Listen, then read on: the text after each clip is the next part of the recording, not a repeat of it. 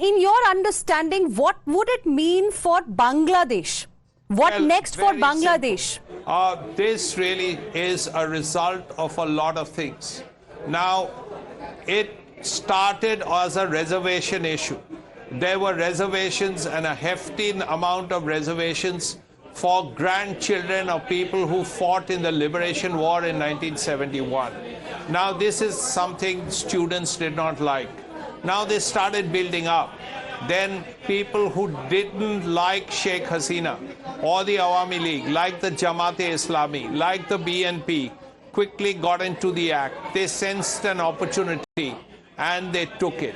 That's really one thing. There are other issues here which are causing problems. One is corruption, the other is inflation.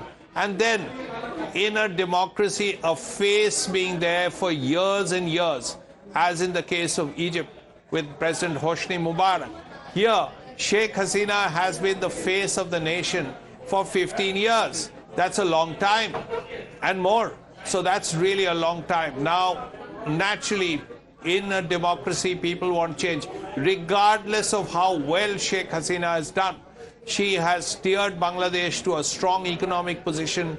She has brought prosperity to a large extent to the country. All those things she has done. But there are these issues of unemployment, as you would expect in a country of 173 million people. There are the problems as far as corruption is concerned, which is fairly rampant. So all these things people have been unhappy about. And once this problem happened, this reservation issue happened, it was actually something that took the lid of this entire volume of protests that were unhappiness that was building up. Now the army is in charge. The army is saying Shinjoy, requesting you to please hold your thoughts. We would also like to talk a little bit. Yes, Shinjoy, requesting you to hold your thoughts. We'll discuss that in just a bit. But meanwhile, I want you to also help us understand what we are seeing. But that means Sheikh Hasina will have to on the screens. Bangladesh.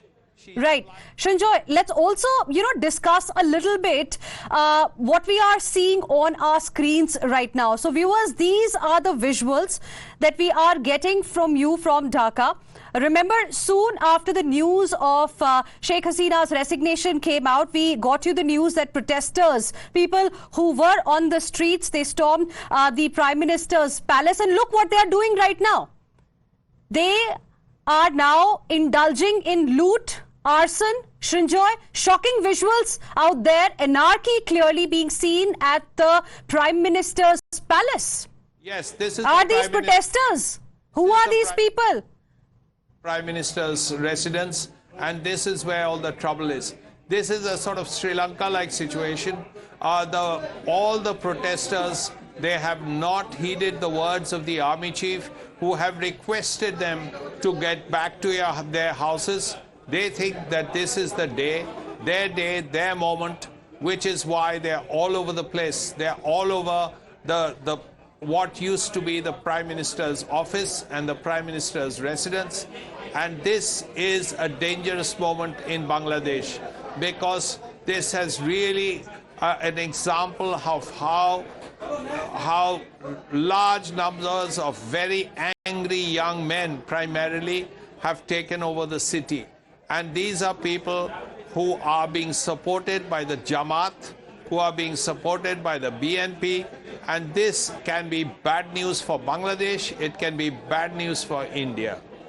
Well, absolutely. We can see, how the situation is right now, how it is unfolding, and what the people of Bangladesh can really expect. Because like you mentioned earlier, Shinjoy, even though attempts were being made after the army chief addressed the people of Bangladesh and appealed to them for peace and calm, look what is happening on the streets. Of course, soon after that, we have seen visuals of celebration, a victory parade coming from Bangladesh. But at the same time, there are a lot of people who are still indulging in loot, arson. Tasneem, the journalist who had joined us live a short while ago from Dhaka, was also showing to our viewers the visuals wherein we did see protesters on the streets indulging in stone pelting, damaging buildings. I mean, I'm not able to understand. These are the people of Bangladesh. Why are they damaging their own property? Everything that is being damaged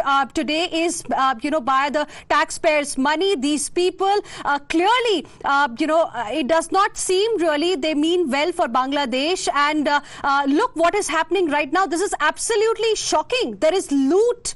They wanted Sheikh Hasina to step down. They wanted her resignation. 45 minutes were given by the army chief for her to resign. That happened. But after that, at least the situation should have come under control. But look what we are witnessing on the streets. The unrest continues. There are children who are on the streets right now. Listen, they have not listened to what the Bangladesh army chief had requested them to do, to go home and to have chat and to talk with the army and find the situation. The point at this point, protesters, why call them protesters? This is a mob. They are taking away whatever is available. So this is, yes, you've used the word loot. You've used the word loot, and very clearly it is loot, because here are protesters who want to take away everything they associate with Sheikh Hasina and the rest of her government. She has been in power for all these years. She is currently the person who is being targeted. She is not there. Okay, then let's target what was her office. And that is exactly what is happening just now. Everything associated with her office, the Prime Minister's office, she has been Prime Minister 15 years, is being targeted right now. You would expect the Awami League officers to be targeted also. You would expect similar places to be targeted. Thankfully, we have not got any news of that. But the Prime Minister's office has been targeted. People are just walking in, taking away whatever they wish. This is not a proper situation. You would expect. I mean, just look at these visuals. First, Srinjoy, hundreds of these protesters, they stormed into the palace, and just look at these shocking visuals that we have for our viewers on the screens, ransacking the building, taking away anything and everything probably that they can find in the palace, from the vegetables to even the furniture. Look how chairs, sofas, everything is being taken away. Whatever food probably that was available, that's being eaten. What does it really show? The very, very sad state of affairs. And it's just getting from bad to worse every single minute. At this point, you would expect the army to enter the situation, enter the areas. At this point, you would expect the army to have a cordon around the presidential palace. Expect the army to say, okay, we are now in charge. Now leave the presidential palace alone. You've done what you've done. You've got what you wanted, which is of Sheikh Hasina leaving the country. Now go home. We will talk to your leaders and we will find a solution. But this is something that the Bangladesh army should get involved in. The Bangladesh army should ideally have a cordon around presidential palace, the major offices, probably areas where the minorities live, and to ensure that these things are done safely, securely, because at this point it has become mob rule, and that is exactly not something that the world wants to see. This is something the world does not want to see. It is something that Bangladesh would not like. It is something that India would not like. It is something the world would not like. Why should people just walk into the presidential palace and walk away with furniture and pillows and things like that?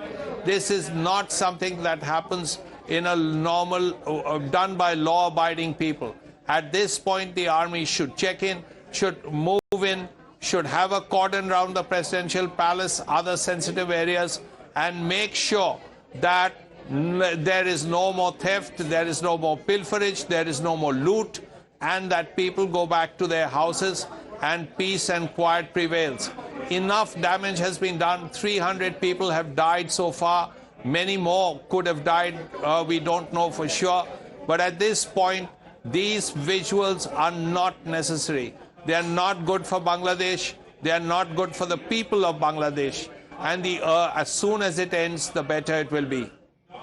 Right, Trijoy. Now, the scenes that are playing out on the screens, you rightly said, army should have come into action there, should have laid an area of cordon around the PM's residence there, Gana Bhavan, that is now being ransacked, vandalized, looted, even chairs are being taken away. But do you think that this could just be a students' protest? There definitely has to be a bigger force backing these protesters. Now, who that force is it the opposition in the country, or like some are saying, probably outside forces, foreign hand, as they say? Well, as far as we know this for sure, that the support going to the students is also coming from the Jamaat. About this, there is no doubt. The Jamaat has adequate resources. The Jamaat has adequate personnel, and they could well be in support of the students. It is entirely possible that all those people who entered Gana Bhavan in Dhaka are people who are associated with the Jamaat. There is no dispute about that. We have every right to assume that that is so. Now, the question is, what can the army do? What can the army do to ensure that all these people who are all over the place can finally be checked? They can finally be told that, look here, you've done what you've done, you won. You wanted Sheikh Hasina out, you've got it. Why go away with her chairs? That's the question that has to be asked.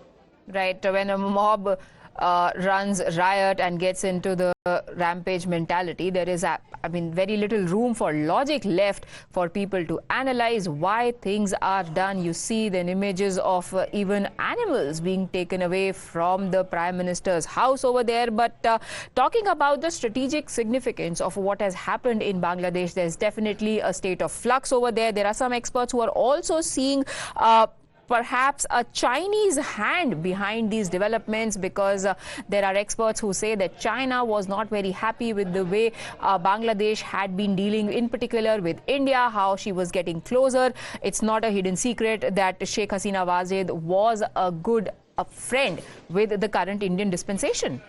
Well, China has already a very strong presence in Bangladesh. Let's not be careless about that. For instance, the Chinese are building a submarine base in Bangladesh. It is still called the BNS Sheikh Hasina. The Chinese have given Bangladesh 2 submarines. The 2 submarines that the Bangladeshis have are Chinese.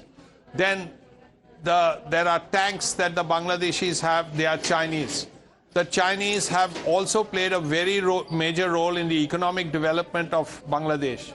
But in recent times, when Sheikh Hasina was in Beijing, she came back very quickly.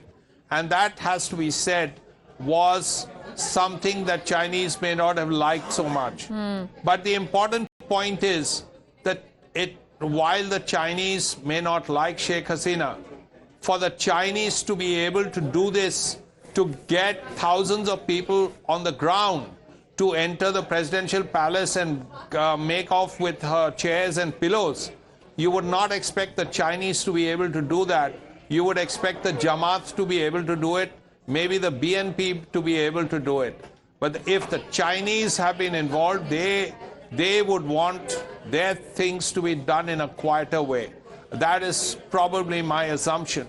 But I would imagine the Chinese would not want their supporters to run into the presidential palace or even the Prime Minister's Gana Bhavan and come away with chairs and pillows. That's the situation. But this is going to be a major problem for India, because all these years India depended on Sheikh Hasina. India saw Sheikh Hasina as a friend.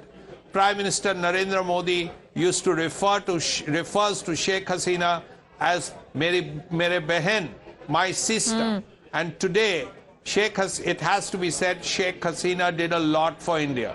All the terrorist camps in Bangladesh were closed down when she became Prime Minister. And that is something India is grateful for, because that ensured a high level of peace and quiet in the northeast.